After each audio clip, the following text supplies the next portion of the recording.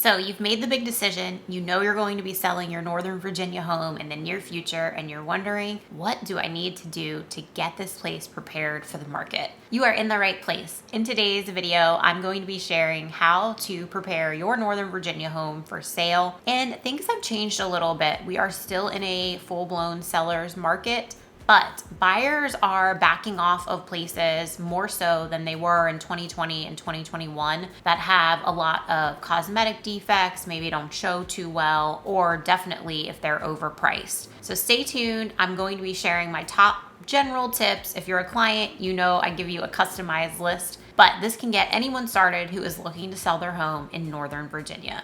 First up, and it's going to sound simple, and it is, but it's often overlooked, cleaning. And I'm not just talking any clean, I'm talking deep clean. Every little detail matters. Baseboards, ceiling fans, light switches, cabinets, clean every little thing. I would recommend, if it's in your budget or if you're short on time, hiring the experts for this, because they're going to see things that you will likely miss. And cleaning your home is so important before it goes on the market. It creates a presentation and gives buyers the image that your home is well maintained. Nobody likes a dirty house, especially when you're coming in to take a tour of it. An immediate turnoff. And yes, this is simple to do. It's time consuming, but it pays off times 100. Next up, decluttering. And this goes hand in hand with cleaning. You could actually tackle one room at a time. Most of us have way too much stuff. It's just how Americans live. And when it comes time to sell your home, you need to let your rooms breathe. You want buyers focused on your home and the space, not your personal items. In most cases, most of my clients need to put away, tidy up, declutter about 30% of their personal belongings throughout the whole house. And that's just because there is too much going on for a buyer to pay attention to the space. They're going to be looking at all of these different items, and that's not what we want them focused on. Each room needs to have a purpose. If you are struggling with this, work with your agent or a stager or both to get the rooms properly presented. Next is paint and curb appeal, and painting a home gives it a brand new, fresh look.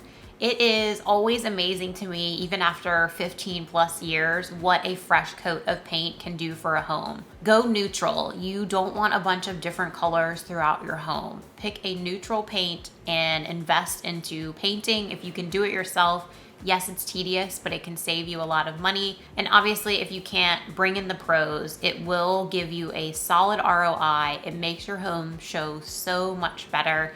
And it also plays into giving it that clean, fresh appearance. Curb appeal, same thing. Buyers notice the details, and when they're walking up to your home, they're going to be looking at your flower beds and your landscaping and your grass. And even if you don't have any of those things, everyone's going to be looking at your front door. Clean your front door. Make sure the paint looks good. Make sure there's no, loose weather stripping. You want everything to be a pristine presentation so that buyers are walking in going, wow, this place looks really well maintained. Next is staging, and I don't necessarily mean a professional stager, although in some cases I do think that that is necessary and will always recommend that as needed. But sometimes it's just a matter of reorganizing the things that you already have. Maybe taking a couple pieces of furniture out or relocating them.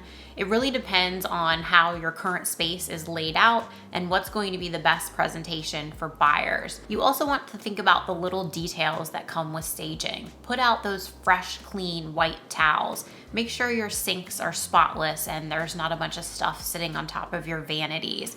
Make sure your countertops aren't cluttered. There's a lot of detail that goes into staging, and it all leads back to having that decluttered space that buyers are going to want to picture themselves living in. If you need some help with getting things staged and ready, it may be that you need a stager, but it may also be that you need a professional organizer to come in before your house is getting ready for the pictures and going on the market, just to help you get your things better organized. So why in the world is all this effort required to get your home ready for the market?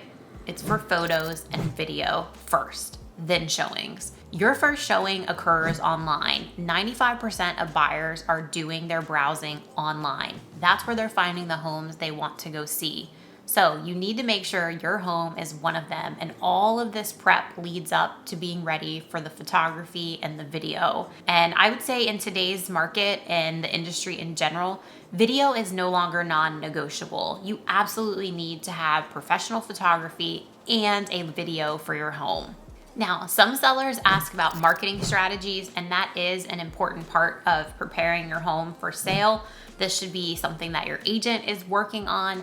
And there's really 3 factors that are the most important when it comes to selling your home. First, it's going to be the online presence. And again, that ties back to the preparation. Then it's going to be the listing price. And then it's going to be your property's condition in person. If you are not showing up properly and putting your best foot forward online, you're not going to get buyers, or as many buyers as you could, coming into your home to then want to make an offer. Everything is tied together, and it all goes back to proper preparation for the market. My last tip is for when you are actually on the market. You've done all this work, you've put all the effort in, and then you're starting to get showing requests. You need to treat those showing requests like a job. It is serious business. Do not turn down showings. Get those buyers in your home and have a system in place so that if you say get a showing request that's maybe, a little short on the notice, you're prepared. I would recommend some bed boxes under the bed so that if it's a last minute showing, you can just throw everything in the boxes, shove it under the bed.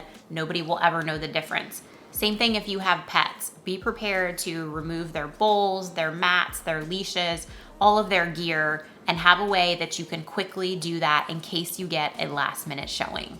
Now, I know all of this can be a little bit overwhelming. It's a lot of details and it's a lot of time and effort. There's no doubt about it. But this will pay off in the form of not only having multiple buyers come in and tour your home, then having competition for your home, and then getting top dollar. Every bit of time and energy that you invest into the process of preparing your home for sale will pay off in the end. All right, that's a wrap for today. I hope you found some value in this video. If you did, please remember to give it a thumbs up and subscribe for more content. And until I see you on the next one, take care.